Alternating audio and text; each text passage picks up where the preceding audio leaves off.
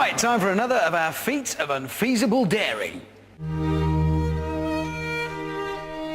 This is a big, flat, empty place. Perfect for a spot of automotive gymnastics.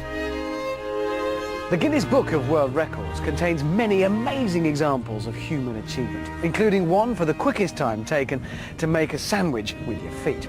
Absolutely, and fair enough. But we found a glaring omission, because at the moment there is no record for the number of times a car can roll over at high speed. So that's what we're going to do today.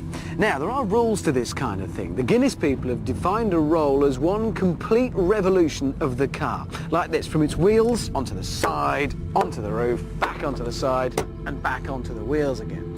And they'll only recognise our record if we fully roll the car 5 times. And there's one more thing. To make the record official, there has to be a person inside the car. And it's going to be me, who introduces you to Steve, our stuntman. So, what kind of car is Steve going to risk his neck in? Is it a hefty Hummer or some Renault with a 5-star safety rating? Oh dear, no. In fact, it's a 1991 Ford Sierra Estate.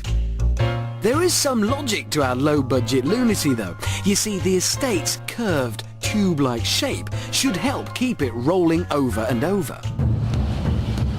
Now, for this to work, we also need a massive amount of energy going through the car when it rolls. So our stuntman is going to belt down the runway at 60 miles an hour and make a violent, sharp left. Then, for good measure, he's going to yank on the handbrake. But that's not going to be enough to give us the minimum of 5 complete rolls that we need. So once the car is into a skid, Steve is going to hit this button, and all hell will break loose as it triggers this cannon, which uses compressed air to fire a steel piston which will smash into the ground, flipping the car. And remember, this is not you bet. We have no idea what's going to happen.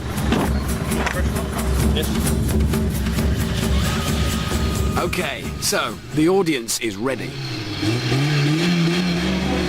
Here we go.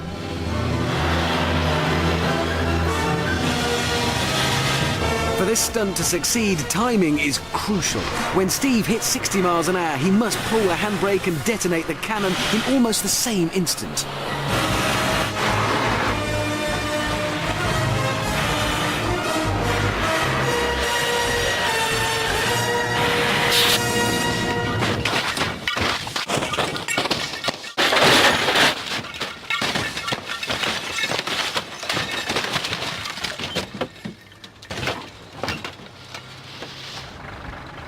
Well, obviously they're seeing if his head's come off. I'm assuming it hasn't, because that probably renders it null and void. In fact, Steve was fine, but understandably he'd been too busy to count the number of rolls. So let's check again in slow motion.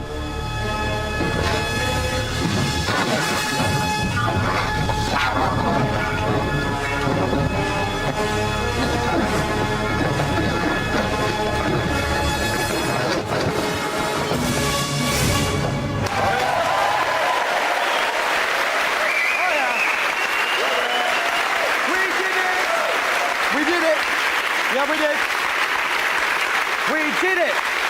We only needed 5, and as you saw there, we managed 6. So we did it, and look, we even got a certificate there and everything. Look at that.